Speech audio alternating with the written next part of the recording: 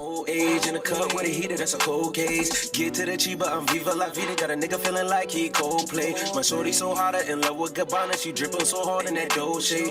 Got that work, then we cop that merch. Took 1 week, get rid the whole thing. Waste some time, get the money off. Flipping through the drugs, make it somersault. Chop a AK, swing it like a tomahawk. Operation pick off your body parts. Cut all my off. Me and babe, I'm too strong. I'm like a napalm, just respect her, then I crack it down. Say it on me and I mean what I say. Hey, welcome back to the Mo and O podcast. You know, I'm O. And I'm Mo. Today we got a special guest, our first ever guest on the show. We got Joshu Mills, aka Shu. You know, one of my brothers from high school, man. Yes, sir. Welcome to the show, brother. Welcome to the show. Appreciate it, man. Blessings. Sure. You know, last episode we came on a podcast and we was giving everybody the outlook on, you know, life after being an athlete from being a college athlete perspective. You know, me and O both played college athletics. So today we wanted to bring, you know, the perspective of, you know, moving on from life after athletics from somebody who, you know, played high school athletics, was very, very successful, but then wasn't, you know, able to make it to that next level. You know, just certain circumstances happen, and people aren't just able to make it to that next level. So that's what we did today. You know, bringing our guest Shu in today. You know.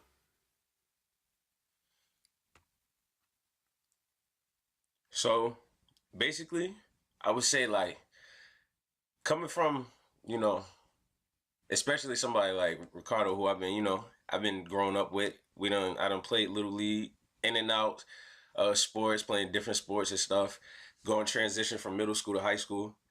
It was like, I would say, you know, being focused, went from student athlete, then just facing trial and tribulation, transition over to being an athlete student, then just outside stuff outside of school, family issues, you know, me being hurt, just facing depression, didn't have guidance, was just ripping and running, started going the wrong direction, you know. And it's like, even now I still look back at, you know, you can make a lot of different choices, but when you young and you not really thinking about long term, and it's hard for us at that age, you know, we in high school, everything moving fast, you know, you ain't got a care in the world. We all got that dream growing up. Hey, I don't know what, not all I know is football, you know. Kind of like that a shallow mindset, feeling like Booby Miles, you know, when he was in the movie, when he's like, you know, I don't know nothing else, it's football, you know, like that's kind of what it was. Like, you know, it started off like that, because, you know, you start getting into your mature body, working out, you starting to do good, you athletic, so you kind of forget to be humble in that type of stuff. So it's like, after I got hurt, man, I don't know, I just went down the wrong path, and one thing after another, next thing you know, I really just forgot and lost the love for the game, and it taught me a lot, you know. But after it was all said and done, I kind of was like, you know, it could have been bad. If I would have went through that later on in life, it's kind of no telling where I would have been up at now. So Yeah, most definitely, man. Yeah, most definitely. Like I said, I was kind of seeing you go through that transition. We met in 8th grade. Both of us were actually on the JV team for the high school during 8th grade. yeah, We made an impact. We were on the freshman team the following year, and as 9th graders, whooping up on the JV, and then we got moved up before the JV guys. So me seeing Shu, you know, at the playground or during practice, it was a talented dude.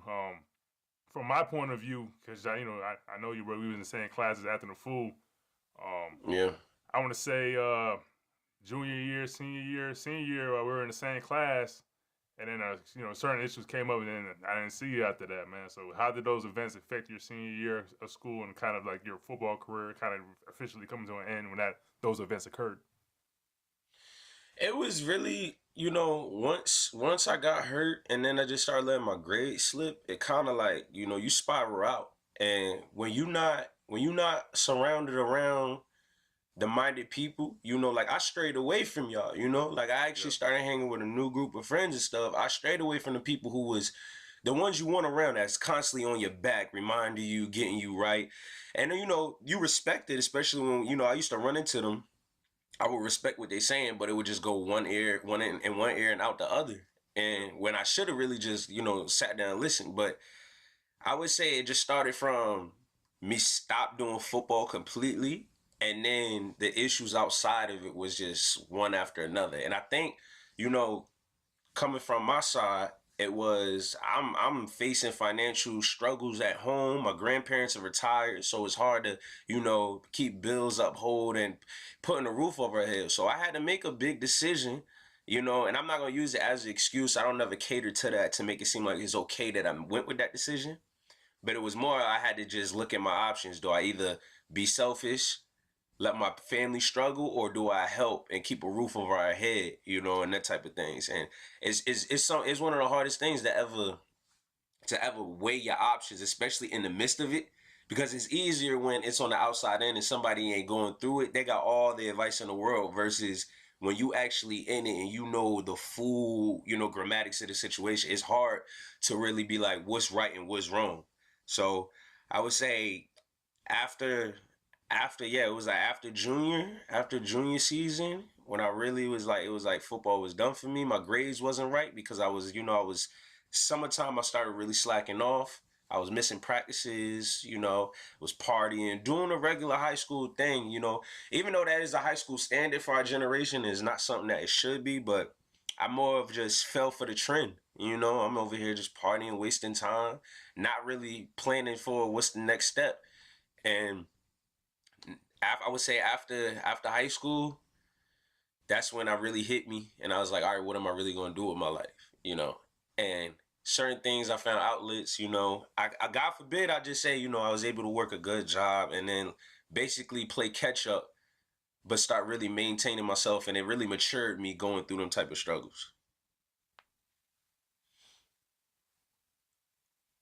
That's a tender age, man. Basically taking on Yeah, the responsibility of being head of the household. So, like you said, right, you had to make a choice. Either the family's gonna eat, or I'm gonna be selfish. And that's one thing I could say. I never was put in that perspective, personally, but mm, I can say being in the education field, we see that me and O have seen that numerous occasions. These kids, they're talented. They're talented athletes, but then just certain circumstances they have to choose. And like you said, sometimes they don't make the, let's say, necessary right decision, but right, it's there's goodness behind that decision. They're doing that. They're making that decision, trying to better their life. And I mean, and to be honest with you, man, this is America. Being a young African American in America, we don't have that many opportunities. So a lot of people, they hold us to the stigma of, why are you making those decisions? There isn't that many right. opportunities for us out here. So It's I not. mean, to at a tender age, man, to be put in that predicament, I can only imagine. Yeah, it was it was rough because I remember one thing that I never forget. One of the moments I never forget was when I had to actually. It was in the middle of practice. I actually got pulled off the field and got sat down in the office with the head coach, and he was like, "Look, your grades not looking right, but you got a certain amount of time, to still get your grades together, everything." Yeah, I remember that. So I yeah, remember that. so then that's when I woke up. They set me up for success, because the only thing it was at that time, this is before I started going through the financial struggles at home. Shortly after, I want to say, I'm doing good. I'm coming to school. I'm not wasting time. I'm not messing around in class, goofing off. People start seeing the change because I really, I want to take my high school career serious. I didn't want to just, be a wasted talent. Try my best to avoid that. Not long after that is where that's when I have faced the finance, that's when my grandparents sat down and talked to me, and this is what it was. But balancing that, really, it was even harder because one of the things one of the coaches said to me, and I never forget, he said, if you keep going this route, if you keep going at this pace and rate, you'll never touch this football field again. Usually, that would be motivation, but I thought it was like he didn't know everything I was going through mentally. So I look at it like a slap in the face, like, oh, all right. Just brushed it off like, okay, Right. I'm going to prove you wrong. But then it was just the outside issues just really started overwhelming me, and I lost insight of, I'm like, you know what? I think he's right. And it used to, even for the longest, it was eating me up. Like, that's something I can't change, or I can't prove him wrong. And I didn't, when I was, I wasn't as mature as I am now mentally. I was mad, but then I'm like, he was really just trying to tell me, giving me a heads up, like, hey, you got a chance. Not too many people get these type of chances. And them coaches, one of the coaches, the head coach, really showed he cared about me, because he would always take me to the side and like tell me, look, you got a talent, but you don't see your talent. So if you don't appreciate it, you're just gonna take it for granted, and that's exactly what I did, man. Yeah, most definitely. Shoot, I remember. So there's a part of your little spill that I remember is you started straying away from the good people, the good influences. Especially me, I remember that. I was kind of when I was in high school, just thinking about our relationship, man. Like we was like this. You know what I'm saying? Every single Very day, much, man. you're coming over to the house. You know what I'm saying? Mom's, we cooking, we going somewhere. You sleeping over, and then Throwing football changed. in the yard. Yeah, then it changed one day. You know what I'm saying? Like, I didn't see you come around. I tried to hit you up. You ain't you answer. That year was weird. Like what? Like what's going on with Shoe? Yeah. And I seen you in class. You know what I'm saying? That's the time we had good old time in class, but we wasn't like this. You know what I'm saying? So just for them youngsters, how having the right people around you, how does that affect you in a negative and positive way? The people having around you, just go into that a little bit more so they can kind of get a feel for that. You know what I'm saying? It's having the right people around can really determine exactly how a lot's going to turn out for you, especially when it's come to the definition of like real friends. It's easier for someone to add fuel to the fire if you're around the wrong group. So when you're around the wrong group, it's easy for them to just say, hey, it's shallow. We can only do it this way. And 9 times out of 10, it's either not going to be a legal way, or it's not going to be for your best interest or for your future. And being around the wrong group, one mistake can mess up a lifetime of stuff for you. Being around the right group, you got options. They'll help you weigh your options. They'll be there to really be your backbone and get your mind right. Remind you that, look, you don't have to settle for the short, because when you get short results, when you do quick results, it ain't gonna last long. When you actually have friends that's gonna remind you and ain't afraid to check you, that doesn't mean that it's disrespectful, or that doesn't mean that necessarily your friends are bad friends. It's just that you ain't gonna have too many friends in life that's gonna tell you, hey man, you messing up. They just more of might be talking behind your back, start distancing themselves away from you. Versus in mine, it was I distanced myself away from the good friends. Partially because I didn't even want to get my friends involved in it. For instance, I was one of the ones that just started, smoking weed in school, during high school and stuff. And, I got people like my friend here that, Ricardo never wanted to indulge in that. He never was the one that man, y'all stupid, man. Why y'all doing that? You could be doing a whole bunch more, but all you want to do is sit around and smoke weed all day. And it's like, to us, it was just, we were relaxed, we were cool, and, not caring, you careless. But again, I'm around other friends that's all they do. So again, you'll become a product of your environment depending on who you surround yourself around. So if you got 5 criminals around you, you might have it in your heart that you don't want to be a criminal. You don't want to do nothing illegal, go against the grain, hurt your family, steal from people, hurt anybody. But you're liable to be the 6th criminal. If you have 5 athletes that are on a narrow path and got a good head on their shoulders, guess what? Their habits is going to rub off on you. So I would say that's really where it comes down to, weighing your options on having bad friends and good friends. Most definitely, man. I agree with you 100%. You surround yourself with the people that you want to keep. You surround yourself with the people that you want to mold yourself around. I do that on a daily. You look at your friend group. You look at what everybody's talking about. Is everybody talking about elevation, or are we just trying to stay stagnant? And right. That's something we mentioned last podcast. We always trying to elevate, always trying to better ourselves. And if your friends aren't trying to better you, then are they truly your friends. So Yeah. I've yeah, learned from many different angles where I think one of the things I feel like, just to end it on that subject, I think one of the biggest things that you'll get hit with when you choose the wrong crowd is going to be a time, and it happens for different people, different chapters and phases. You're going to sit down and realize, when the bottle's gone and the weed is smoked, is really you come to a conclusion of what are we doing after? You know? Is that all we doing? Because then you be like, we sitting around just letting life pass us by. You're not really doing nothing to help your situation. You just literally are clouding your mind to make it to make yourself believe everything is okay because I'm under an influence, I'm intoxicated, or I'm not in the right mind because I'm high. And then you don't realize how much time you wasted because we don't get time back. So it's just one of them things. You're gonna have the biggest epiphany, and it's going to, reality is going to hit you in the face. But again, it all comes down to if you have the right people around you and a good group of friends in your circle, you won't have to experience those type of things. Yeah, most definitely, man. most def. Shoot, so good. Kind of moving on to struggle, man. Right. So, you explain your situation, right? You had to make some moves, man. You had to jump out that porch and do what you had to do. That's tough, and it's a tough decision. You know what I'm saying? But that struggle, man, it molds you. Sometimes in positive ways, sometimes in negative ways. I know for me, I said last podcast, I came from a single parent home. You know what I'm saying? My mom and dad, they split. They had their little issues. I was with my mom's.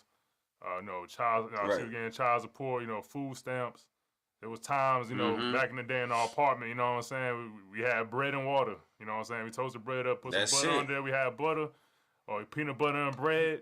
Trying to get filled up. You know what I'm saying? Make the most. Sometimes the water was out.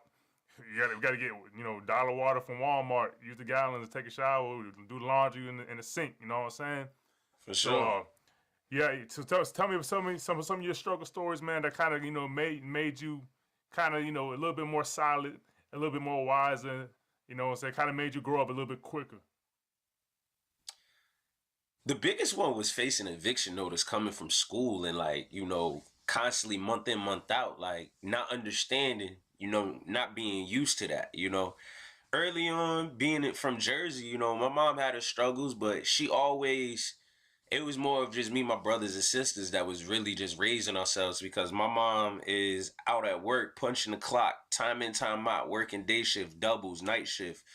And, having to sacrifice seeing my mother or family time or holidays to realize that, my mom does a lot. So being that I'm older now, facing those things in high school, it more was like, I can't sit around and just watch my grandparents struggle.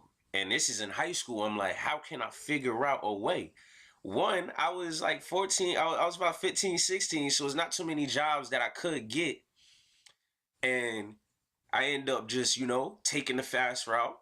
I'm indulged in the streets, not because I wanted to, but because that was just another outlet I needed money in a short amount of time. We didn't have forever in a day. So I had to do what I had to do to make sure my family's good and financially support wherever. But it was when I started realizing that I'm not doing this to look good or to brag on it. It wasn't something I was very public with. I wasn't like on social media with it and telling people, pull up, all that type of stuff that we've all witnessed before.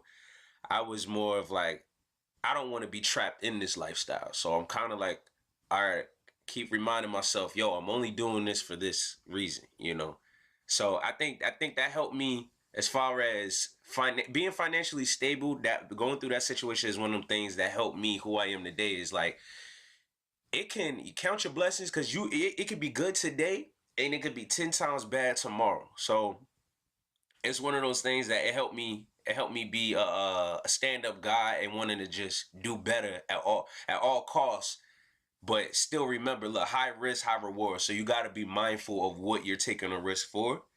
So being that now that I'm older, that was one of the things that I always stuck with me. Like, hey, just because I'm good this month don't mean next month I don't got another wave of issues that could hold me back or knock me off. Cause a lot of people, growing up, Ricardo, I was a clown. I was the he, the ha ha. Yeah. And a lot of my pain and struggles, I was good at hiding. A lot of people didn't know I was struggling. You know what I'm saying? Is everybody's good in their homes. You know, I'm like, you know, blessings, appreciate it. I'm happy that they ain't got to go through it. Until people started being like, they would go out their way and pop up on me random and be like, oh, you really like, you got it rough, but would never know. And I'm like, you know, I'm just, hey, don't, you know, I don't, at this point, I can't be cared if I'm judged, because at the end of the day, I have to, it's a fight of survival at that point, you know. But I would say, yeah, that's just one of the small examples that definitely molded me to keep a good head on my shoulders today. What about you, Mo, man? Tell me some struggle stories, man. That kind of molded you right now. Shoot, well, my story is a little bit different from y'all. I came from a two-parent household. My parents, they were both married. My dad was my mom's first love, so everything, like fairy tale type. Um, we weren't we weren't rich, but shoot, we weren't poor. But we did have our, I could tell growing up as a kid, when money's tight, when stuff is tight, it just happens. But as a kid, I used to always try and look out for my family. That was just something I always did. Like, man, in middle school, bro, I was the dude. I wore Shaq shoes. I didn't care. I didn't like none of the name brand stuff, just because I'm always one. I still am one to look at the price of something. You know, um, just because I know it was me, and I have an older brother at the time, and then yeah, my little sister, she wasn't born just yet when I was in middle school. But actually, yeah, she was. She was born, I want to say, what, 2002? Yeah, whoa, yeah. I was way deep in middle school, bro. I'm sure. But yeah, man. But just knowing it's a family of five. This is going in. This is around the time of the recession and everything. So everything. My dad's working midnight shift. He's working overnight, and my mom, she's working. I want to say she was a paralegal at the time, so she's working at the state attorney's office, and they're bending over backwards. My brother, he's on a traveling soccer team. He's doing his thing. Uh, I'm playing. I should be playing football by now. Traveling. My team we was a nationally ranked team at the time. Actually, that program is still nationally ranked. Shout out to the Osceola County Panthers. All right, But all right. Then they merge. yeah, we were just yeah, we still ranked 14U, ranked number 3 in the nation right now. Yeah, look Are us they up. the Google Cowboys now? us. They ain't no Panthers no more. Nah, the Panthers are still there. Oh, they I still there? believe. Nah, it might be the Cowboys. I think. Yeah, they did merge it, so it's the Cowboys. Yeah, I don't exist. So all the teams of Osceola County merged. Yeah, that's something. That's something big though. That's something for the city. The whole city merged in this one team. But yeah, 14U is ranked 3 in the nation. Nice. But yeah, they were juggling all of us, and then we had a younger sister, Tiana. So it's a family of five, and just seeing them struggle, well, not struggle, but them working so hard, I say that ensured hard working in on me. My father's Puerto Rican, my mom's African American, from the South. So, if you 9 o'clock, you out the bed, ain't no sleeping in, man. Nope. We was bred to work hard. We work hard in this house. So yeah, you gotta do something. You gotta be up out the bed, man. You gotta do something. So that hard work, man, that they instilled that in me. And then I would say the thing that really, like you said, everything could be going good, and then life hands you. It just knocks you down sometimes. Uh, I lost my father when I was 17, a week before I graduated high school. So exactly 1 week.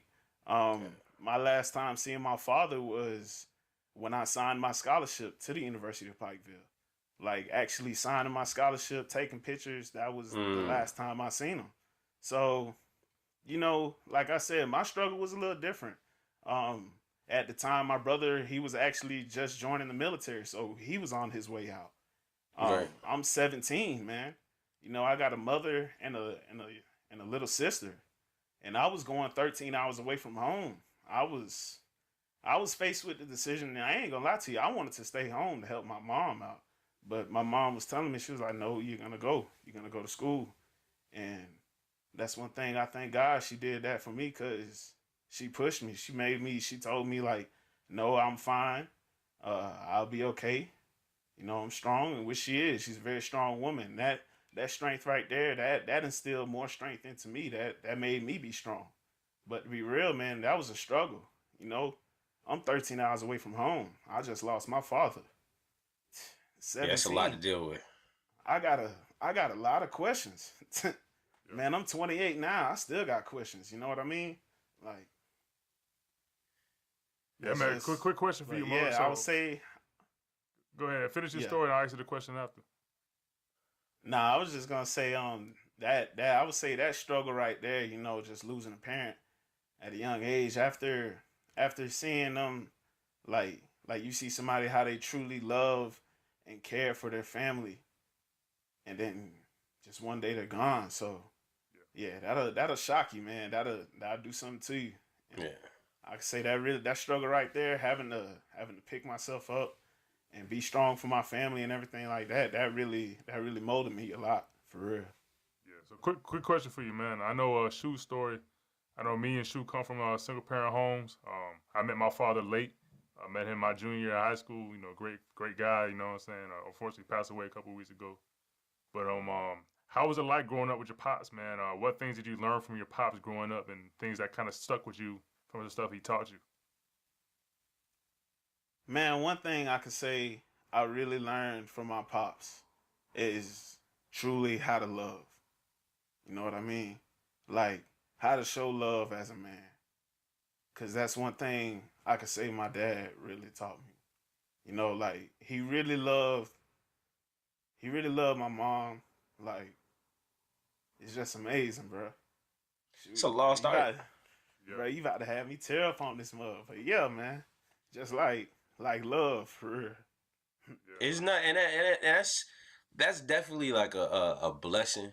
You know what I'm saying? To be able to see that, you know, because I would say to basically from the other side, it was like I was always never being able to open up, especially when it came to relationships until later on in life. You know what I'm saying? And one of the things I always said that exactly what you said is like he showed you how to like show love and how to love somebody correctly. I Hmm. don't think I was ever really tapped into my emotions growing up because I never seen my mother love correctly. You know what I'm saying? So Yeah. you grow up in a 2-parent home, you gonna see that, and it's gonna rub off on you. They showing love to so many people Bruh. and engulfed in each other. When you get somebody real, you know what I'm saying? Because it's like you go through all this dating and weeding them out. A lot of times because you're emotionally immature, you might pass up on a good one, and because again you're not emotionally mature or was showed the ropes. Yeah. Like man, like it's very impactful. And just to piggyback off of that, like you said, a lot of our young kids, they don't know how, like our young adults, our young males, they don't understand that, man, you have emotions too, man. You Right. got emotions, and you have to speak on them. I mean, mental health is a big topic in today's day and age, and Yes. you want to talk about it, man. Us as black men in America, mental health, man, we trying to shy away from it. Now we got to be strong, bro, man. Yeah, you could be strong, but bro, you got to let that stuff out. Because if you don't, Yeah. it's gonna eat you up. It's gonna eat you up. I love that it's a shift in the world though now. That's one of the Yeah, things that I do love. I'm like it's so much awareness now that it's actually easier and more comfortable for it to be spoke upon. Nobody gonna claim, oh, you soft, oh man, you bugging, oh lover boy. Nah, they now it's like no, it's a real thing. It's something. It's a lot of important things behind that. Yeah, man. I know. Just come from my situation. Mo hit it on the head with mental health. Me growing up, I said the last podcast, I was a hothead. Joshu know I'm a hothead, man. So seeing my mom, her relationship life, her relationship stuff, growing up was tough, man. My brother's dad, cheated on her, and I was unfortunately seeing some negative things between them. You know what I'm saying? That kind of stuck with me. I feel like I'm a rare breed. Don't mean to be cocky or anything, but I'm a rare breed. The way I treat women is, I see my mom hurt so many times in life. You know what I'm saying? So when I calculate that in my head, and when I talk to a female, I don't want to see a female that I'm trying to go out there hurt like she was when I was growing up. When I seen her with her boyfriends or my brother's dad, you know what I'm saying. So I made sure to try to treat them good. I didn't know how to really go at it because I never seen a functional relationship at the time, growing up.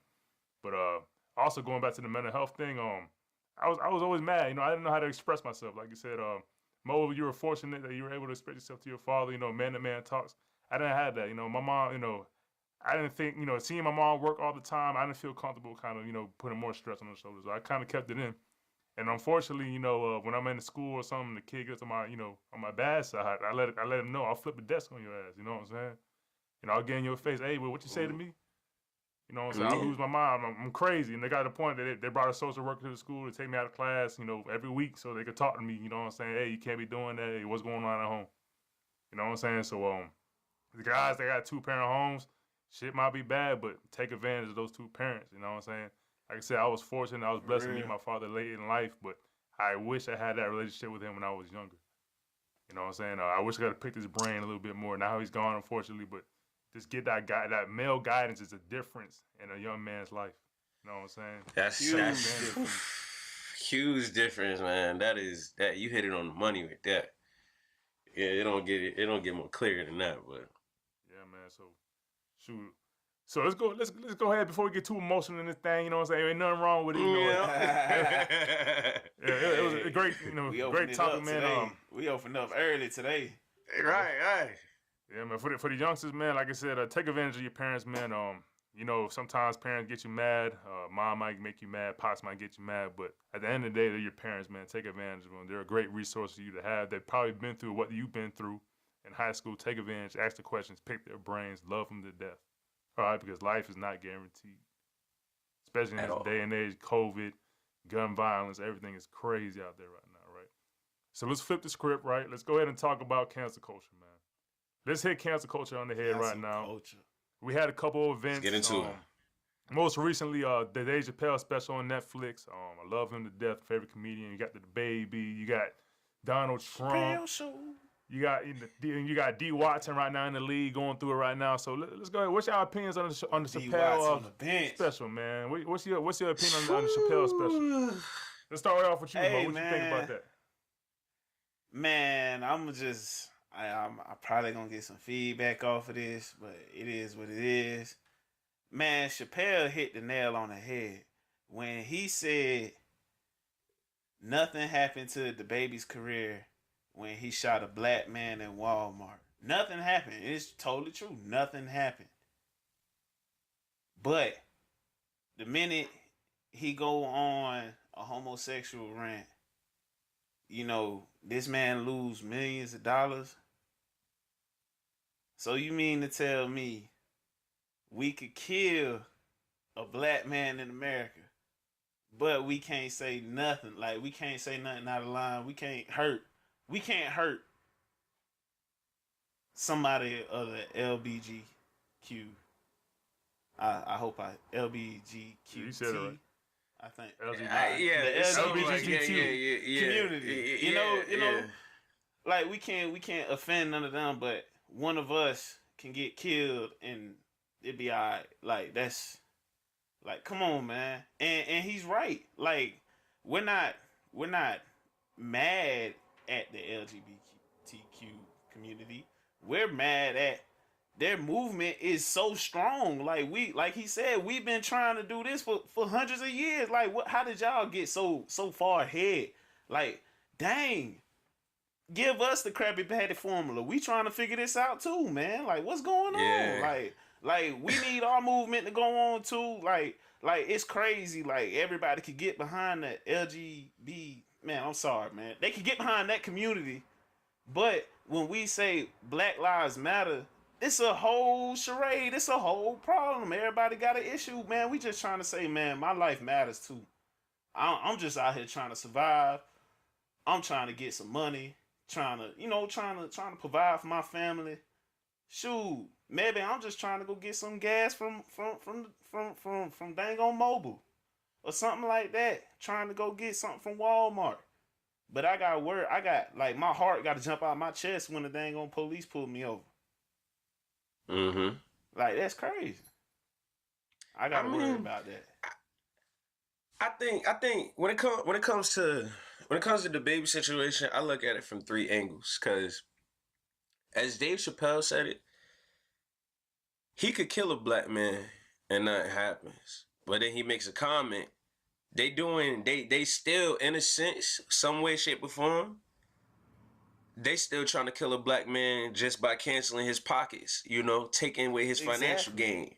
So exactly, I feel like they have. This is what I hate. If it's all for equal rights with that community particular, I'm like, it's not equal because now they have more power. And it seems like their opinion is always more validated than the rest of the world. And it's like, I'm not judgmental. If you like what you like, you like what you like. You know what I'm saying? For real. Do your Only thing is, he went about what he said wrong. He ain't wrong for having an opinion, but it's like you starting to get into detail and basically like for instance, you know how many people in that crowd was probably they probably was a gay couple or gay their choice was same sex. And they might be battling some health issues that he's basically kind of, devaluing a person. You feel me? By speaking on the spreading of diseases and things like that. Because for all we know, that person could have been born with it. You know what I'm saying? They didn't have a choice to receive that or get that. So it's a lot of things that he wasn't taking into consideration with expressing his opinion. You feel me? So it's kind of like he said something and he has the right to say what he says, but he shot himself in the foot at the same time. You know what I'm saying? And for how many people, because again, you was looked in the media as you can't do no wrong. You make good music consistently. Your videos is fire. Your endorsements is crazy. You got your own business. You're an entrepreneur. You're putting pockets in other upcoming black men. You know what I'm saying? You putting on for the black community as well. So I just feel as he did go a little too far in certain of things because he could have had a great show without saying those things. You feel me? And then it's kind of one of those. Where is your reason stemming from to even speak on that? Like, you here to talk about your music. You could have been like, yo, if you out here getting this money, you ain't wasting time. You know what I'm saying? Like something like that that's motivating instead of downing, because you don't know what people are going through. You got to be mindful of all your fans. You feel me? You might not indulge in that lifestyle, but that don't mean that they're not a fan of yours.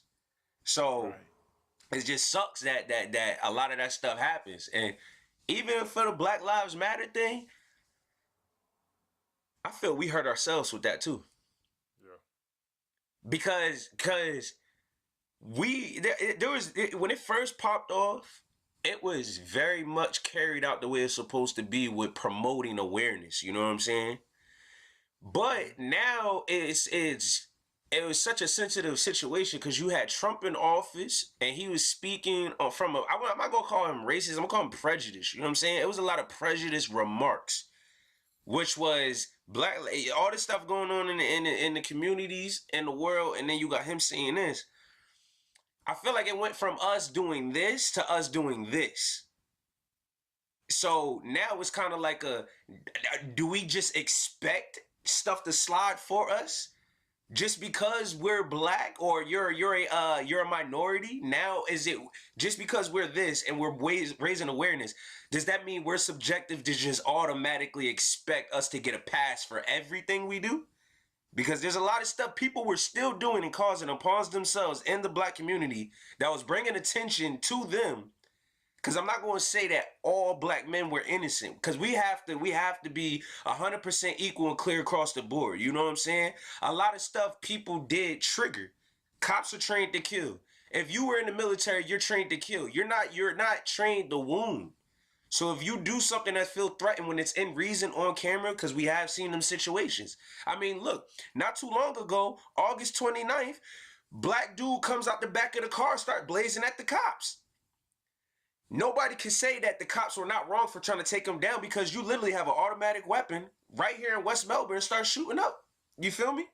And it sucks. It's unfortunate that we have to see that, but it's like you also have to be clear across the board when it comes to this stuff because a lot of people are all locker room hype. But when it's time to hit the field, we don't see that Black Lives Matter being pushed as much anymore or consistent. You know what I mean? You can't raise awareness for a year or a couple months and they be like, okay, the world gets it now. No, we got to catch these people up and consistently raise awareness. But it's also how we do it as well. That's what I believe. Yeah, man. Just think about the baby, right? Someone of that social stature, you know what I'm saying? You known by the world. Everybody's listening to your music. I feel like you have some type of responsibility, right? A lot of these artists, you know, artists in general, right? I think who's the dude? The guy that turned the Old Town Road dude. What's his name? Lil Nas X. Lil Nas X. Some of the YouTube people like Logan Paul and all of them, right? They have a social responsibility. I feel like, you know what I'm saying. When it comes to the younger viewers, the younger generation, they have an impact. I heard some interviews about them talking. Oh, they have the parental advisory thing for a reason. Yada yada yada. Parents got to do a better job, and I do agree. Parents need to do a better job monitoring, censoring, all that stuff. But at the same time, kids they're gonna see your stuff. Stuff is not censored on YouTube. You know what I'm saying? Too many outlets. Too many outlets to look at stuff, right? So I feel like they got to take a stand. The baby, all them guys got to be better, man. You know what I'm saying? For stuff to change, all them got to be better. Right now, just worry about filling their pockets, right? You know what I'm saying? Lil Nas X. I hate the fact that in general, heterosexual, homosexual, it don't matter. That sex is being advertised to these kids in general. Sex are being advertised to these kids in general. Heterosexual or homosexual. I do not give a damn. Let them and it's kids very be detailed too. Let them kids be kids, bro. Let them kids be kids. Yeah. Why we gotta say, hey, it's okay to be gay? Hey, bro, they don't know that shit yet. Wait till they get to high school to experiment with that shit. But when you goddamn elementary school, let them be a goddamn kid. You ain't gotta worry about, trying to hit this chick over here or trying to hit that dude over there. You know what I'm saying? Hell nah.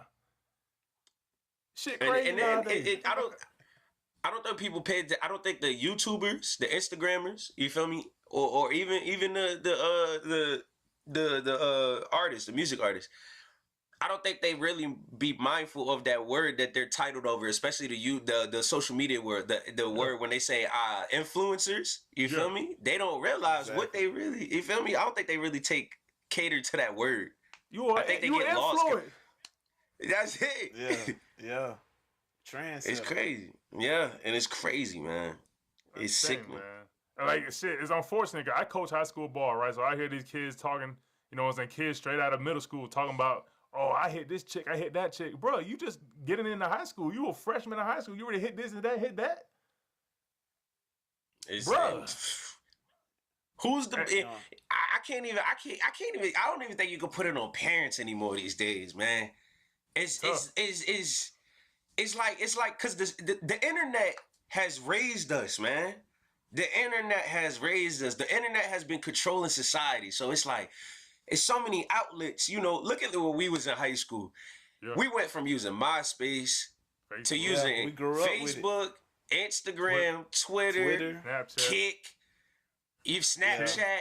It's like you could only, and the parents is not like, we grew up in the technology age, so we know the loopholes. Yeah. Parents only think, oh, they're only using this or doing that, but it's like it's so hard for you to be a parent in this day and age to not have your child influenced. Like you got little kids barely could read and write, and they know the rap songs and the ratchet stuff, and looking at Meg Thee Stallion shaking, going crazy on the TV screen. They like it, and they don't even know what they watching, and it's crazy. Check it out. The shit is, they know what some of that shit be meaning nowadays, though.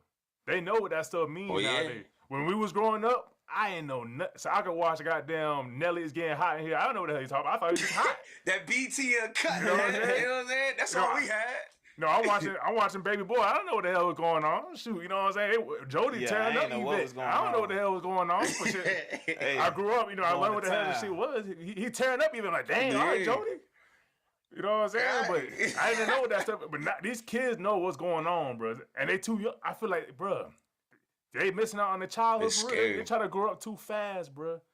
They're trying to grow up too fast. Way too fast. I mean, look at the day and age. Go ahead. Nah, I was just saying it's crazy because like we trying to cancel it seemed like to me we trying to cancel the wrong things. We really trying to cancel the wrong things. That's true.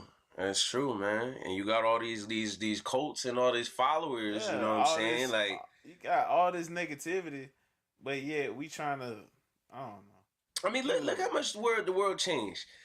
You know, one of the weirdest things I think now is one with the younger kids. You got like usually we grew up playing with toys. We see something on TV, we want the toys. Now, Yeah, these kids are watching kids play with toys.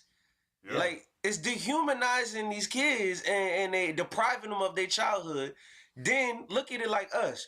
Bro, we was all about getting online, Call of Duty, Madden, GTA, all that. Now you got people getting paid for people just watching them play the game. It's like it's crazy. You know what I'm saying? Get your coins by any means, you know. Yeah. But it's just crazy. You see how far we came or where we strung off to. It's like what we're just watching each other. And the same thing with social media. We just watching everybody just watching each other instead of doing for self or just getting to know yourself or what you even like. You know? It's crazy. yeah. But they don't go outside. Man, what y'all no more, think bro. about this whole? What y'all think about this whole Deshaun Watson thing, though, man? How they doing, my boy D. Watts? My thing, I'm gonna give y'all my spin on it, man. I mean, yeah, the allegations are crazy. It's crazy, and by all means, if he did it, then yeah, he need to sit. He need to be out. But whatever happened to proving? I mean, innocent until proven guilty. Like this man's he's being blackballed in the NFL already. But on the contrary, you know, because I always try and get two sides to it. You know, what he did, if he did do it, that is totally wrong. You know, he tripping. But in a similar case, you got Ben Roethlisberger, man. 16-year-old. I mean, how long ago was that? 16-year-old, man. Look, they swept that under the rug. Ben Roethlisberger. That's just that's a lot of people might not know what we talking about. Ben Roethlisberger was charged with rape a few years ago. Yeah, very much was. And you got Brett Favre, who was on the He's Jets. still in He had the a little league. situation. You remember that Brett Favre situation? He was on the Jets. He sent like a nude to like a female worker in the office. In the Jets Exactly, office, bro. Like, yeah, in the office. Yeah. forgot about that. He's Hall of Fame. He's fine. It's weird to me. It's just weird Because it's not like Deshaun Watson wasn't he wasn't a valued quarterback. I mean, he was a franchise quarterback. He's the face of the Texans, you know? So he's the face of the Texans. I just hate it. It comes when it's just dealing with when you an A-list celebrity or you the face of like a brand or a company. It's like I hate when it takes so long. Like dealing with that, it's a gift and a curse. It's like these women are accessible to these millionaires. You know what I'm saying? So I believe it's always they have intent. They know what they're getting themselves into until it's not a benefit for them. And then something comes out. You know what I'm saying? Like, you might have not wanted to have sex with the man, but then you end up doing a sexual act with him. And because you thought something was going to come out of it for your benefit, now you feel robbed or deprived of something, but you made that conscious decision yourself also. You know what I'm saying? Like, no one forced you to enter that. But you put yourself in that situation. Not saying that it makes it right. It's just that I believe it's always the how can I say the time frame for it to be spoken upon. You know what I'm saying? Yeah. Because if it's all these multiples, why didn't y'all all? You know what I'm saying? Like it's some he should have been nipped it in the butt. You know what I'm saying? But again, you can never victimize the victim. So I don't ever want it to come across where it's like, yeah, you can't victimize the victim. But y'all right, man. It's crazy from when you look at it from two sides of the grass. Like that's it's it's like Ben It's Roethlisberger sad, he like, in the league playing. man, still. So y'all remember Baylor? So like I think it was during RG3 was already out, but Baylor was starting to pop off. You know what I'm saying? You remember Sean Oakman, the D lineman? So he was convicted for. They say he was convicted for rape. Yep. But he didn't do it. Jacked too. Yeah, they came back to court. They found out that he didn't do it. The old girl was lying. Whole NFL career dead before he even started. Before even if they still gave him a chance too, right? Yeah, The funny story is though, I seen him when I was playing arena. I played against him in the arena, so he was just playing $200, $500 a game arena football. You know what I'm saying? When he could have been, at least a second, third round pick, but just because a girl felt salty, said that she got raped when she didn't, ruined a man's life. And guess what? I love my woman. I want my woman protected. Rapists are the fucking scum of the earth. Excuse my language. But it is.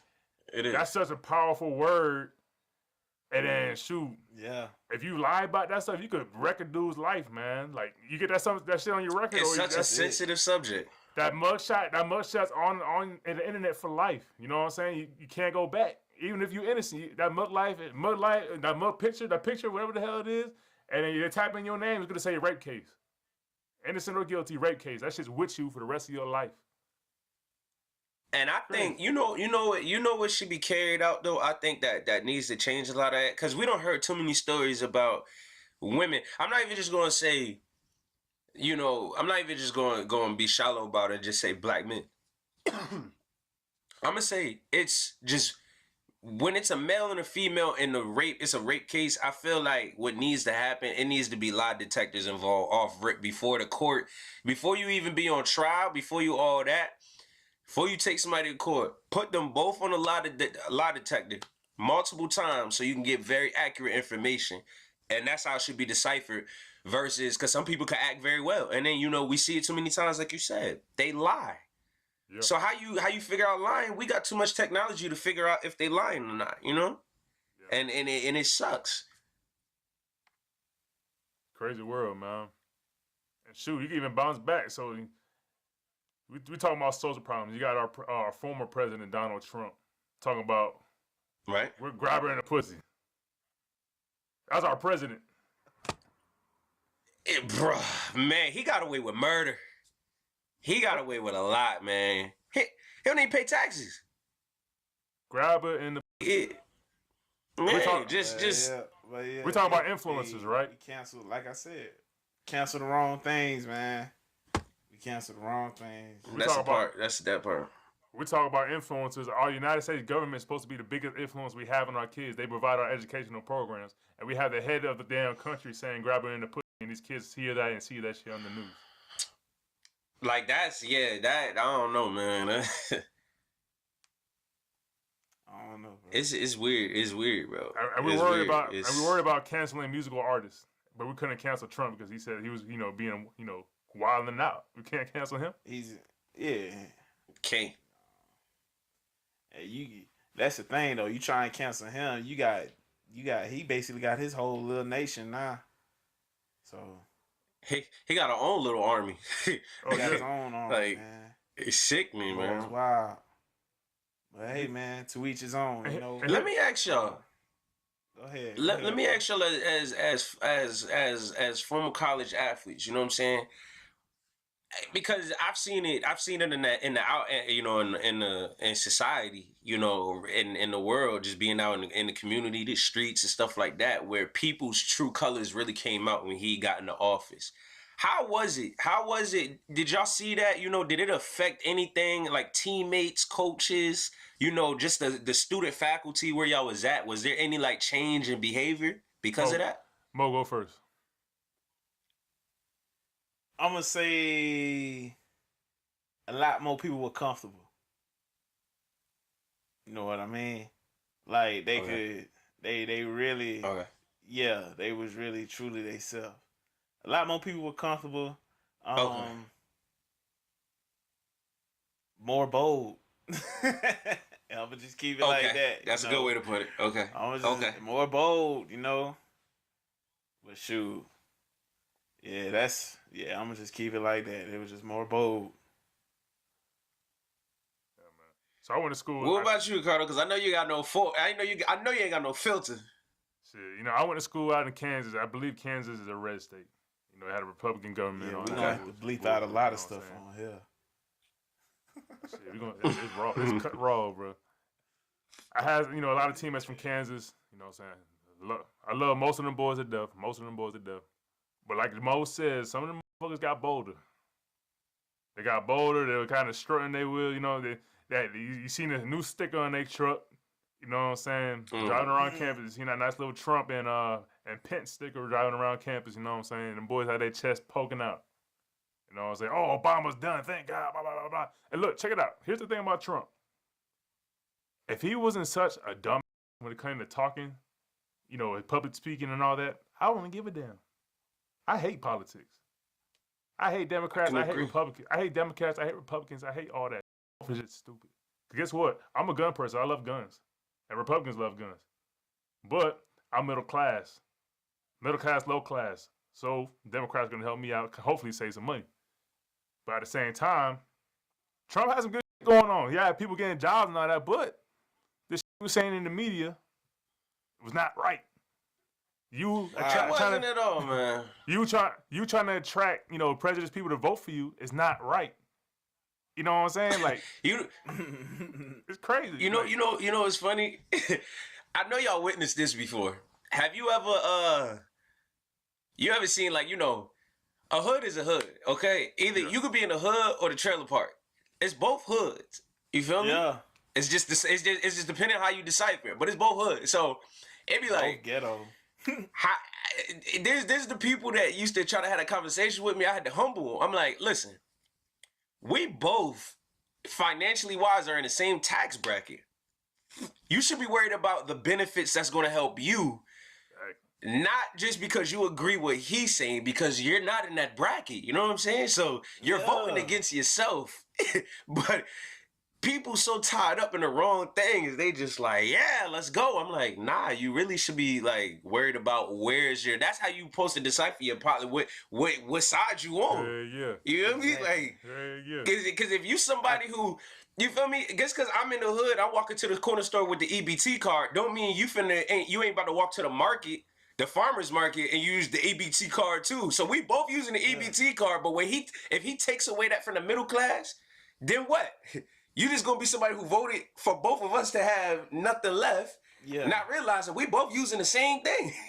Hey, we both broke. Like, man, we both broke. What you mean? Broke is broke. You know what I'm saying? Like we both ain't got no money. But come on, don't put water in the boat, for bro. Somebody who got money. Like, man, we broke. That's what I'm saying. He take away this government assistance. You know, we both messed up. Hey, it's crazy, man. Oh man, it is. And that shows you, man, our education system, man. Our education system. How hard is it to read something? So, like, I want to bring this up real quick, right? Just a simple fact of reading, this, paying attention, right? So when it comes to this COVID stuff, right? People are freaking out about the vaccines. I'm vaccinated. I'm vaccinated. Go ahead, shoot me. I'm vaccinated. All right, check it out. I'm vaccinated, right? You got people complaining, oh, people who are getting vaccine, they get sick, bruh. The shit says it's like 90% effective, 80, 60% effective. Is it 100% effective? No. It's not 100% effective, right? And there's always side effects to every fucking thing you take. So I could be a 50-year-old man taking Viagra, right? I could have some type of side effects to Viagra. If I get the flu shot, I could have some type of side effects. I take Cialis, I could have some type of side effects. I take Pepto-Bismol, I could have some type of side effects. Every type of man-made drug you take will have a side effect with you that will affect you in a negative manner, right? People forget about that shit, right? People forget about it. Oh, I can get rid of my knee pain if I take this shit in a commercial. You watch the little shit in a commercial. Hey, buy this at 1-800. Oh, this has this, that. Oh, if you don't take this, if you take that, talk to a doctor first, yada, yada, yada. They forget about that shit. And they talk about this damn vaccine, but they go on TV. Oh, 1-800, bet my knee's gonna feel great. Guess what? You better have a rash on your left arm, rash in your eye. You can't see out your left eye for a week. You know what I'm saying? They ain't tripping on those little drugs you see on TV, but they tripping about the goddamn vaccine. That's just my 2 cents on that. And then when it goes back when it goes back to politics, right?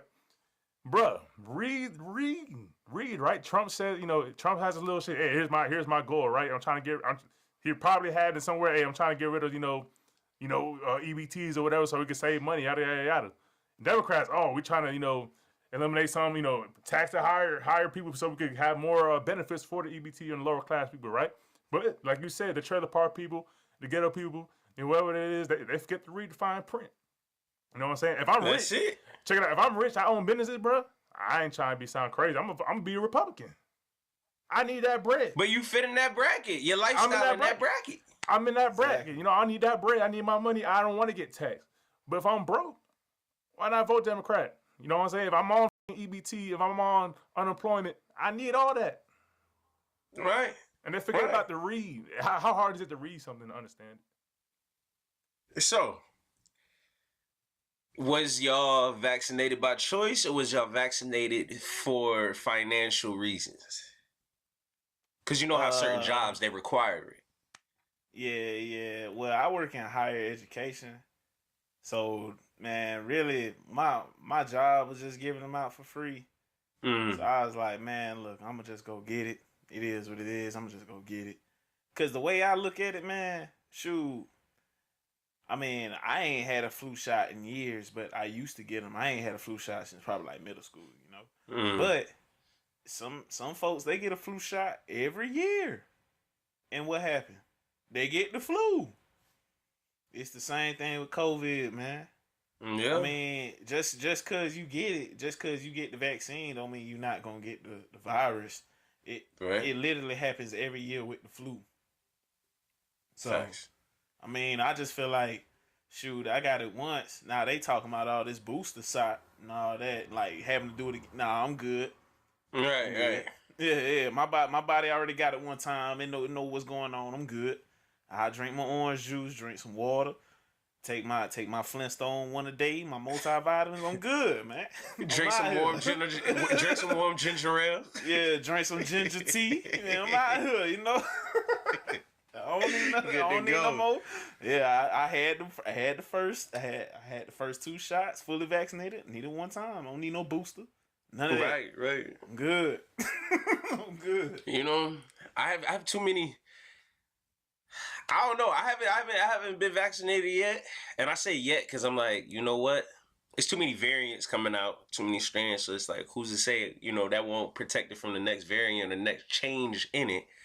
But then, you know, me thinking the way I think, I'm like, look, I done seen I Am Legend. I done seen a couple movies how this turned out. I'll be like, hold up, man. It's moving too fast. You know what I'm saying? But I don't never be against people who get it because, again, you go by, it's your life, your body, and if you feel that's going to protect you to the best of your ability, and like Ricardo said, man, it affects everybody differently. So who's to say, you know? But I'm a little scared to get it. I ain't even going front. Hey, I ain't gonna lie, man. I was scared too. I held out for a long time, and then I was like, man, they keep doing these free shots. I'm gonna just go ahead and get it, man. It is what it is. You know? But yeah, I feel you. And my brother, he got it. He, you know what I'm saying? His job told him he had to get it. So after he got it, I'm talking about I'm tweaking on him. I'm doing all type of weird stuff. I'm staring at him weird for long periods of time. Like, you feel okay?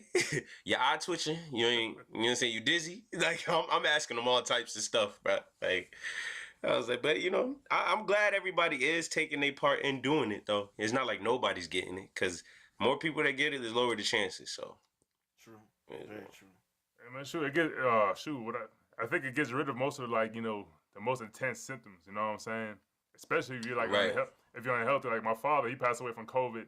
He got the pneumonia or the whatever you call it. You know, his lungs got affected. You know what I'm saying? So I think, you know, just take care of your bodies at the same time, be healthy, but you never know. Like, get checked up just generally, you know, get your physicals and all that, because you don't know what underlying health problems. You might have bad lungs, you don't even know it. And then when you get this COVID, it's going to hit you 10 times harder, you know what I'm saying? You just got to be aware. You checked up on me when I had it, bro. I had pneumonia. Yeah. It was eating me up, man. It was tearing me up. You know, I was like, that was the worst I ever felt, man. I was like, I probably would have got the vaccine early. I think when COVID first popped off, before they even had the vaccine available, I only had symptoms. I didn't have the fever, so I wasn't tweaking. But I was like, you know, we went to the bar, chilling, A couple days later, I'm like, I just had some nice food, just got some tacos, you know? So I'm like, yo, why it tastes bland? Like, I can't taste nothing. So I'm trying to smell the food. I'm like, yo, I got a sinus infection, boo. I'm in the kitchen. They all looking at me weird. I'm sniffing hot sauce, barbecue sauce, onions, mustard. I'm like, bro, I can't smell this stuff. Look on the symptoms. I'm like, I'm over here like, look, give me roses, have me in a black tuxedo, play my mixtape. Like, I was like, I'm finna be out of here, man. Oh, man, I'm calling family. I ain't calling months. Yeah, man. Yeah, I'm out here.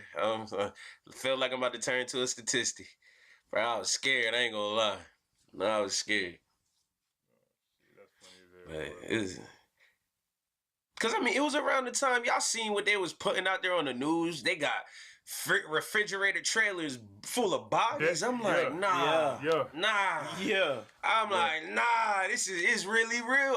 I'm like, bro, this Raccoon City. Yo, Hey, it's some Resident it's that Evil. Resident Like, Evil shit. oh, you feel me? I was like, Damn. dang, that Oh, T man. virus getting our ass. Like, it was, boy, I was shook, boy. I was shook, man. I'm over here about to start playing the game again while I'm on quarantine. I was like, let me get myself in that mode just in case. Because you'll Just never in know, case. man. Never know, man. Hey, quick question, man. Let's go off a little bit topic. You know what I'm saying? We got time, man. Screw it. It's a good combo right now. So quarantine, man. What was the craziest experience during quarantine for y'all, man? Go ahead, Mos. What's your craziest experience of quarantine? My crazy experience during quarantine, man. Actually, during quarantine, I actually picked up like jogging, bro. I was jogging probably about 2-3 miles a day, probably about 10 miles a week. About 30 to 40 miles a month. Yeah, bro. I had got my 2 mile down. I still have the time on my phone. I have the screenshot of it. My 2 mile was down to 21:22. So, it's pretty decent 2 mile shoot, man. I'm 6 foot, what, 315. So, hey, I was moving, for All right. 2 miles. But shoot, the crazy experience what happened was bro, I had ripped my freaking pinky toenail off, man. Messing with my dog. I had let my dog out. Hey, yeah, man, little behind Bailey, man. I had let him out in the backyard, and he was out there going to the bathroom, and I had called him back in, and then he had ran back in, and the way he ran back in, like I was trying to step into the house, and he ran underneath my foot. Ooh. And I wasn't trying to, man. I got like my mama dog, a little dog, man. Like it's a little dog. I wasn't trying to step on this dog, man. So I like I don't even know. Like I like stutter step in the air and kick the wall, and like my foot like scraped all the way down. Bro, I remember you sending me a snap. Me, of that toe, bro. I remember that shit. Now you telling the story. Hey. Hey, me, man, I'm stupid, man. Like when something like that happen, and like I could see it, I start laughing. So I'm laughing. I'm like, oh, snap. Hey, like my whole toenail is off. He ain't in pain. Yeah, I'm like, oh, shit. Like, oh man, like, bro, what happened? Like my whole toenail's off, and me being stupid, I tried to just put it back on. Like just flip it back on, man. to the, cause it was hanging off. Like, so I tried to like flip it back on. Man, that mud burned so bad. So yeah, that was it. I ran in the house, and I'm like, hey, mom. She like, what's wrong with you? And I'm bleeding, bro. And she told us, you better not get no blood all over my stuff. I'm like, man, I'm bleeding. You talking about that? But, yeah, I had to go to the hospital, bro. Man, talk about that, bro. I didn't even see the doctor. I didn't even get to see the doctor, man. The nurse came in there, gave me a saline shot. I had to get a tetanus shot too. She gave me some saline water and a tetanus shot. Bandaged me up. Sentimental. Bro. Yeah, I ain't even see the doctor. Bro, that bill almost like $800, $900. Man. Man. I could have did that at the crib. Well, get a receipt. Hey, get that receipt. Hey, take this little shot back. Take the Band-Aid back. Hey, I don't need it. Give me that $800. Hey, bro, saline water, that's salt water, man. Come on. Bro, I could have did that at the crib, man. Man, come on, man. Like, all she did, she clipped the little toenail that was still hanging on, put the saline water on there, bandaged it up, sent me on my way. I had one shot, one tetanus. I don't even know if I got the tetanus shot because I think mine was still good. But man, rubbing alcohol. about $700, $800. That shit, get the rubbing alcohol. Exactly. What? Give me the rubber alcohol. Don't tell me I'm not gonna look, and I'm finna bite this towel. That's it. Hey, when y'all pour it on there, somebody start blowing on that mug. No. Hey, shoot, what a crazy experience for you during quarantine, man. Boy, I was breaking them quarantine rules, man. I ain't even going Jones with shit. Listen, man. When I say that, like, I wasn't outside. I wasn't going to, like, bars or going to the clubs or nothing. We had this little thing that went viral. You know, we was bored. Nothing's open. They letting me off of work early because we only under the we had 3 buildings for AT&T and stuff. So they shut the main corporate buildings down. So we was all under one. So we was still getting paid. They just was like, look, we got too many people here. We just got to, I sent some people home. Because again, you doing the opposite of what they asking. If you take everybody from all these other buildings, put them under one roof, we got too many employees around each other. We supposed to be, you feel me? Yeah. So I go stop at ABC Liquor, grab me a little thing. Then boom, people see me chilling. 1 or 2 people come over, then they invite 3 more. I got roommates, they invite people. Next thing you know, we on some Tory Lanes. We got club quarantine going. Everybody was just, and Ricardo seen my snap. I got this big speaker with the microphone. And I'm in this thing just, doing the DJ. You see about, it was about 20, 30 people here. But, it was just so wild. Everybody just in here we just going all in. And it was just, good energy. But that was the craziest thing because we for sure was just, it was like, I want to say 3-4 days straight just having a good time. It was good energy. We all knew each other. So it was kind of like a little reunion. Everybody working. Kind of link back up. It's good vibes, but it was madness, man. It was never but good energy. No fighting, no arguing. It was just playing Uno, beer pong. That was probably the wildest thing during the quarantine. Cause I'm like, we ain't helping nothing in this world right now. And one person called, we like, hey, lock that door and they leave. Like he was like, they ain't coming back in. But yeah, I'll say that was probably the wildest thing, man. It was pretty fun. Bro, I know. Actually, I would say no, because when I was at my job, it was the weirdest thing going on. We were playing cornhole, Xbox, we had the PS4, and we had the Wii, all at the job. The manager's playing it too, and we still got customers coming through because they can only come in there to pay their bills. So I'm at work playing Call of Duty online, playing 2K and Madden with my managers.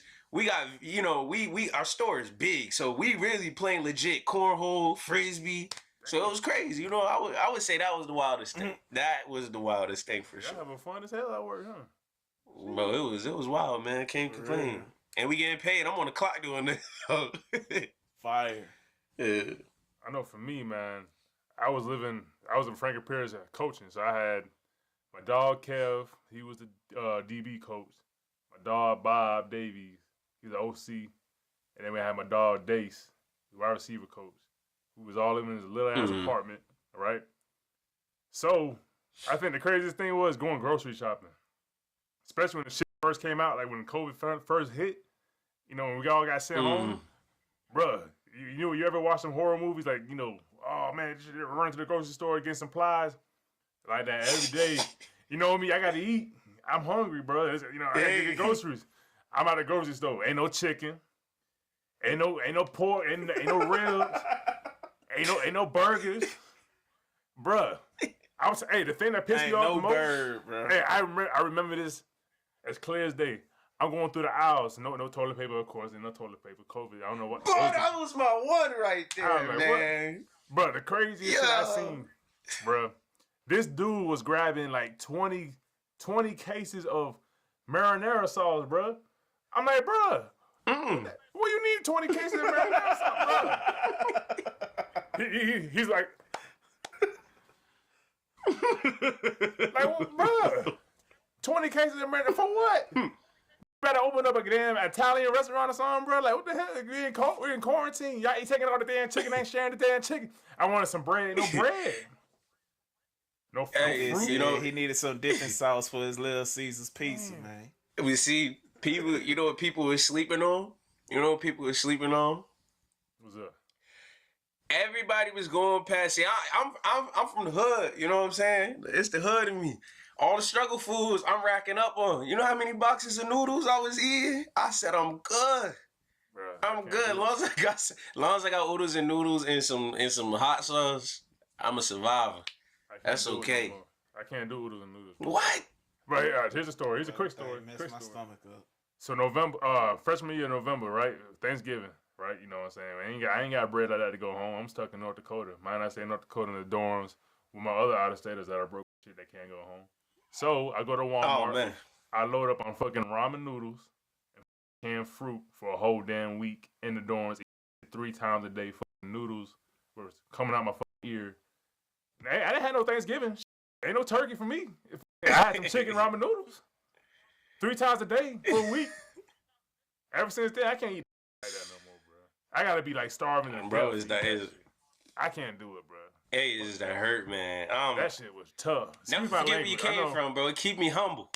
Hey, mama, if you hear this, bro, I'm so sorry for my language, but you should have bought me a ticket to go home. I want to be cousin like this. You scarred me for life. I was eating ramen 3 times a day for a week.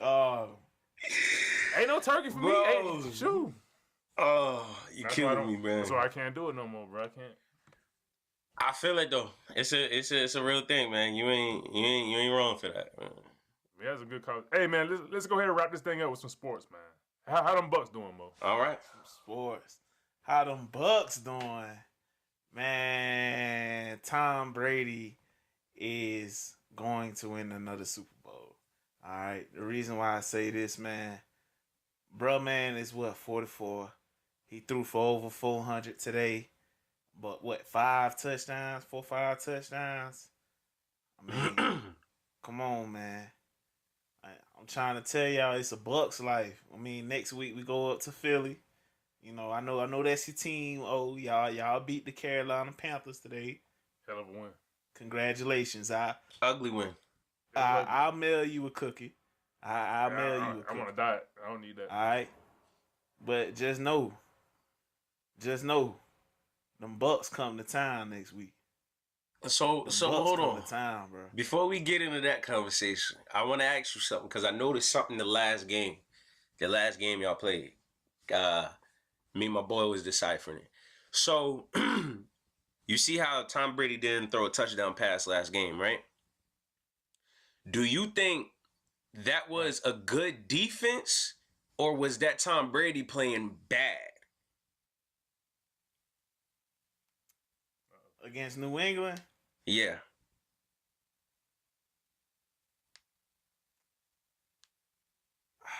I think that's Tom playing against his old coach.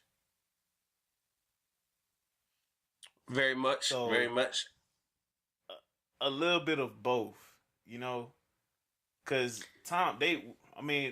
we drove up and down the field. We just couldn't punch it in, you know. And when we did punch it in, it was a little short yard run. Yeah. Big. But I think that's what it came down to, because that's what Bill was he wasn't gonna give up the big play, and I knew he wasn't gonna give up the big play. I give it to the defense though. I give it to the defense because reason I say two back-to-back plays. You know when it's that Tom Brady moment in the game. Mm-hmm. I know exactly what you're talking about. Yeah, when he did those back-to-back plays to Antonio Brown, I think the Bucks just played good defense that forced him into having no choice but to do that, because it seemed like he had no other outlet or option after that. Because the first one, I think, was on Antonio Brown's fault. He just didn't spot the ball in the air because he could have turned right to the right. Boom.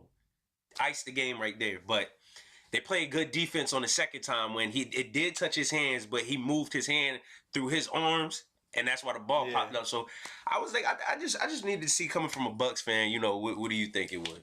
Yeah, and like you said, I would give it to the defense. You know, if I saw it with Bill, if I say that was him playing as coach, the defense, yeah, I'm gonna give it to him. The defense played a hell of a game. That's one thing I'm gonna do, man. I'm gonna give credit when it's due, even Mac if it Jones. is against my team. Mac Jones is that guy. That's that that's guy, Lil man. Brady. That's Lil Brady, Yeah. I would say. He's Fits that right in guy. that system. Cap. Yeah, he's that guy. It's gonna be fun to watch him grow. Cap.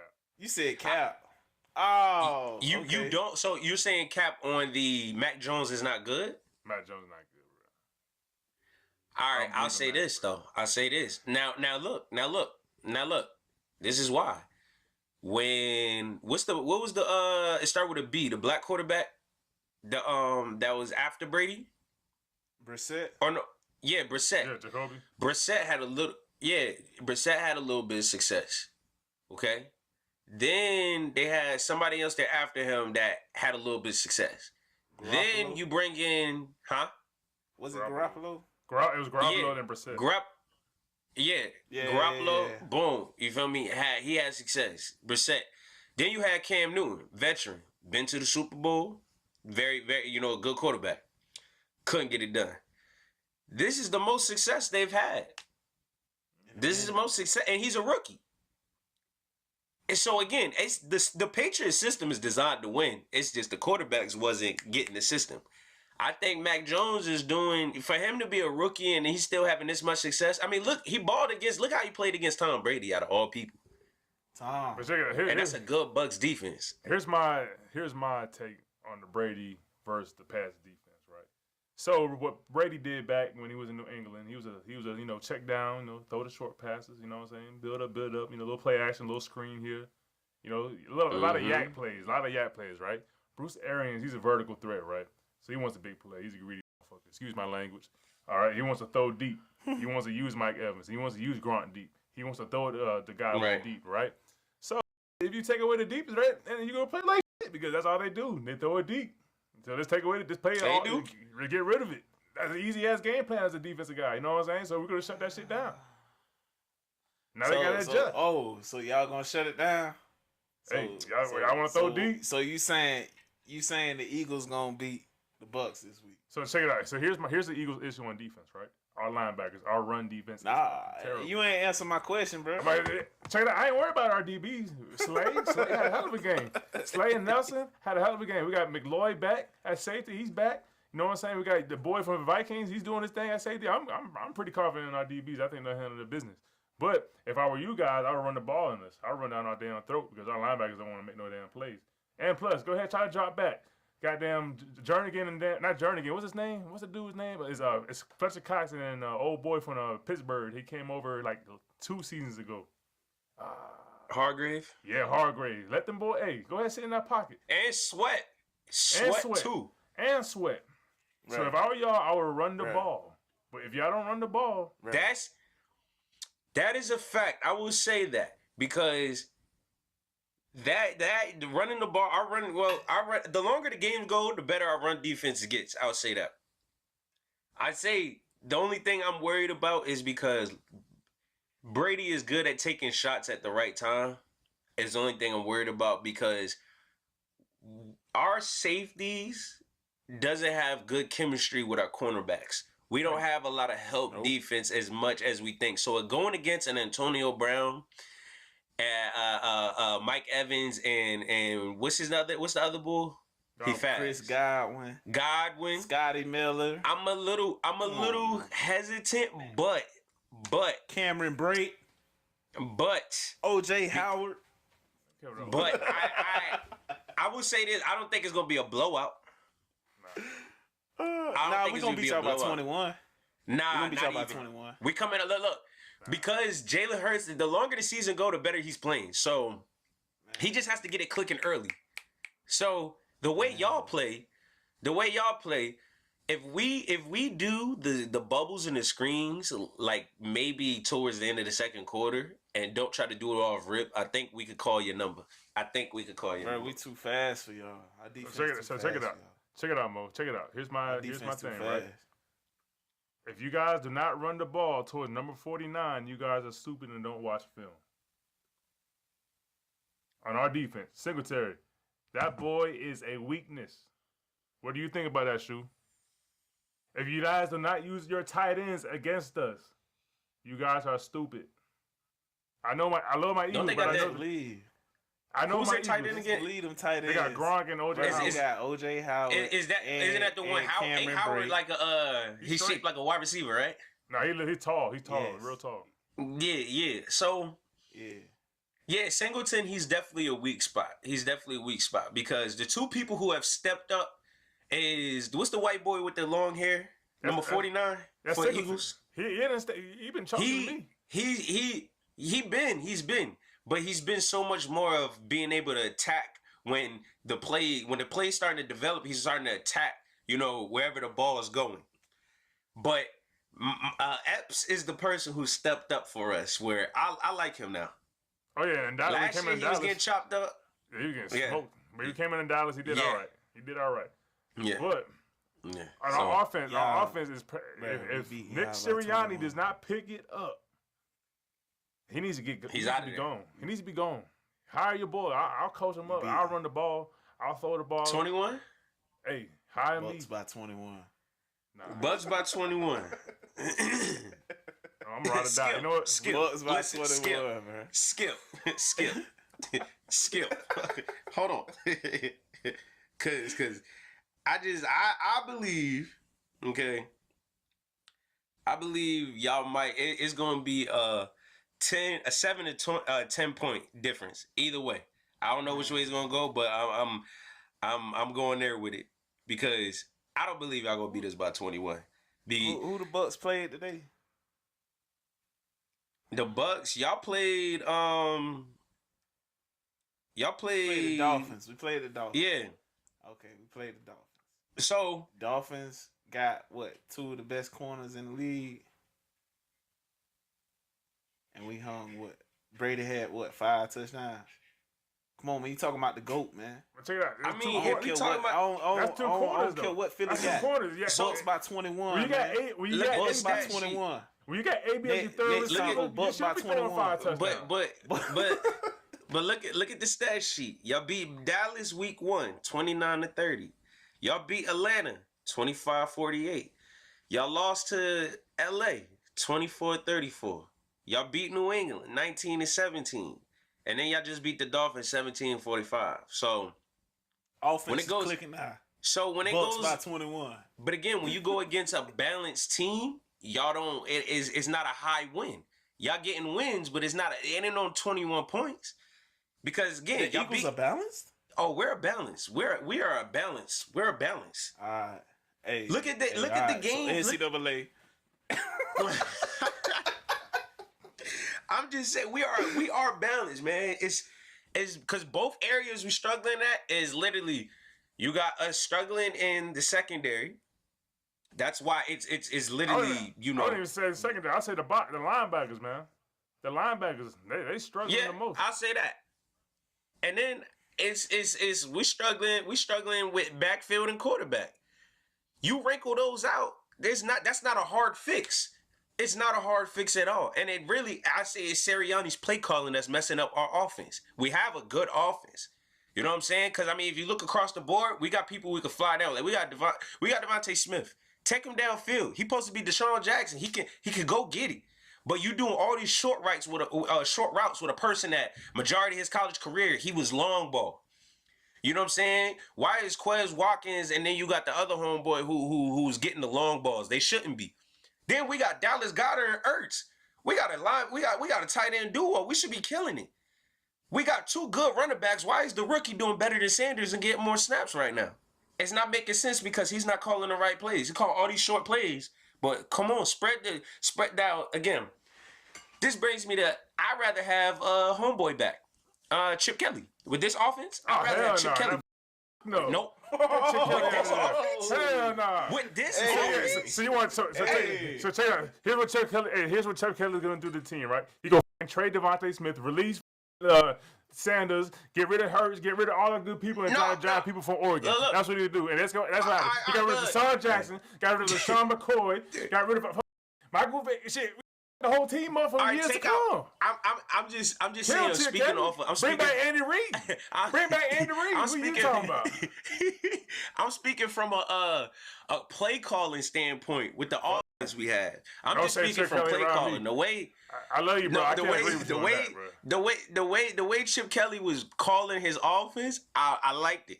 I liked it because now again, if he would have had this the way he was calling plays, if he'd have had this type of speed, especially a mobile quarterback like this that could take a hit, I'm good with it. I'm good with it. As far as that, you know what I'm saying? Because I didn't like the way. Because Right. I agree with you on that. He demolished the team. Tripping. I mean, shit. Look at what we had, the dream team. Look what happened with that. You got rid of all. Y'all wasn't winning with it. With what? You got rid of all. Y'all wasn't gonna win with it. No way. We look. He right. Look, he got rid of all the good people. Deshaun Jackson been throwing this up for years. He talking about gang signs. Get him out of there. LaShawn McCoy was still towards the end of his prime, and it's get him up out of there. Like you don't see, man. He traded for Sam Bradford. Sam Bradford. What he gonna do for us? Sam Bradford? Hey, that's crazy for real, Sam man. Like, that boy had some sleeves. They call that boy sleeves. He had no swag on the field. Sam Bradford. Nah. Yeah, Mark Sanchez. Yeah, Mark Sanchez as the backup. Butt fumble as the backup. yeah. The hell is he thinking? That's like what's the name? I couldn't stand, bro. I don't understand this. I really don't. I feel like the person I'm mad at about anybody who was an Eagle is Nick Foles. I'm mad the most at him because Nick Foles. Yeah, I'm upset with him. He dropped the ball though. He could have been a long-term starter, but he dropped the ball when Chip Kelly. Nope. Listen. This is why. Because one, I hate it. All right, so look, I'm gonna show you something. You know how we had Jalen Hurts start 4 games last year? Yeah. You see how he had production. Yeah. You see how successful he was putting up stats. You feel me? Even winning games, getting us close to wins and stuff. It was not that much film on him. Now you see what happened with Nick Foles. It happened with us twice. First time when what's the name went down, he stepped in, got us to the playoffs. He was having success because there's not that much film. Year we went to the Super Bowl. Everybody want to discredit what Wentz did and what the team did and just give it to Foles. There's not that much film on him, so he has success. Again, we seen it. The first time you did it for the Eagles, you went, took the contract for the Rams. You didn't do nothing. Went to shit. Then boom. You got dropped by the team. You wasn't playing for 2 seasons. Then again, before you retired, we gave you the call. Hey, come back in. What you did? Boom. You did what you were supposed to do as a backup. You're supposed to keep picking up where the team left off. Okay, that's what a backup does. The reason why it's so shocking because it's not an average thing where a backup quarterback could be just as successful, if not more. But you're still supposed to be loyal to that squad because without them, without you playing for the Eagles and winning the Super Bowl, you don't get a call for a starting job at all. So again, you only work in the Eagles system. You didn't work in St. Louis. You didn't work for the Bears. So again, look at this. You didn't work for the Jaguars.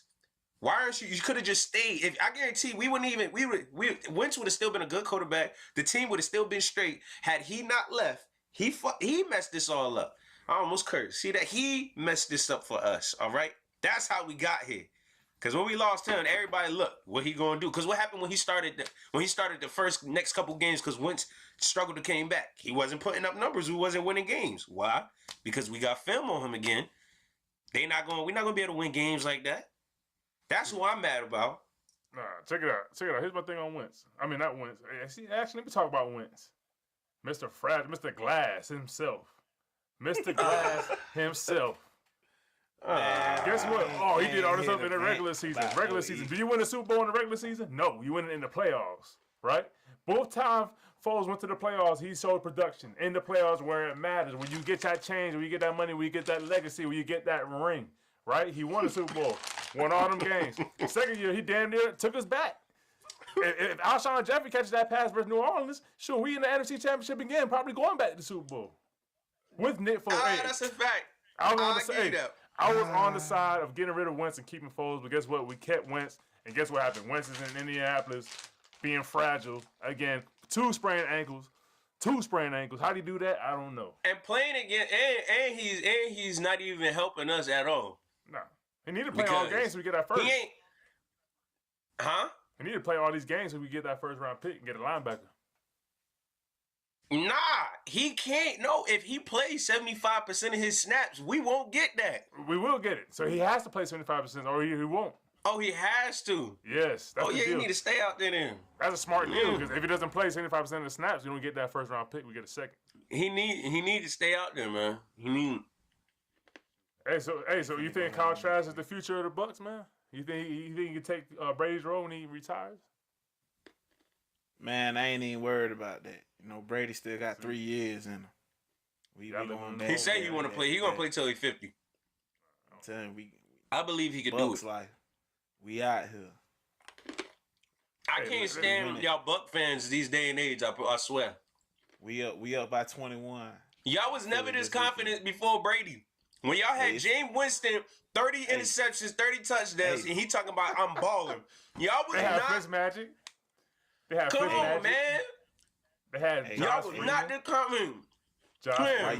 Why you trying to bring up old stuff? Jeff Garcia, Brian Greasy, Josh Johnson. Good, man.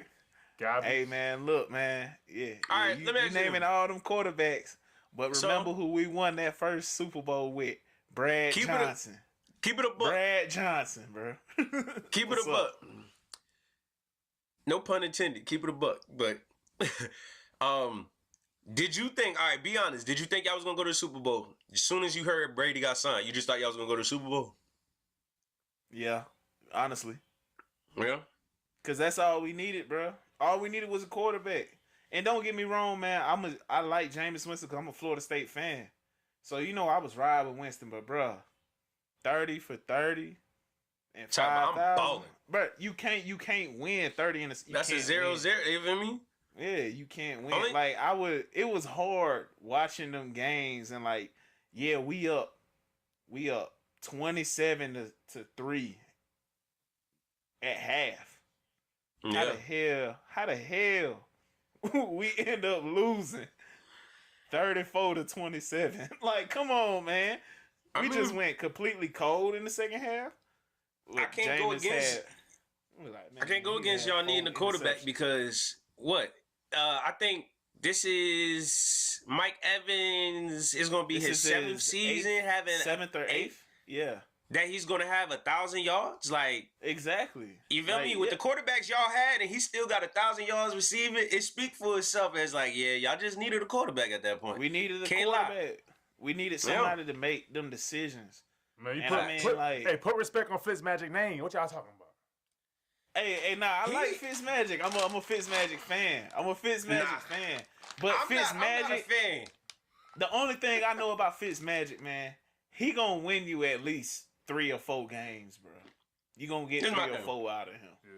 Yeah. Listen, Fitzmagic and Mark Sanchez, I don't know what agents they got, but them boys be locking them some jobs, okay?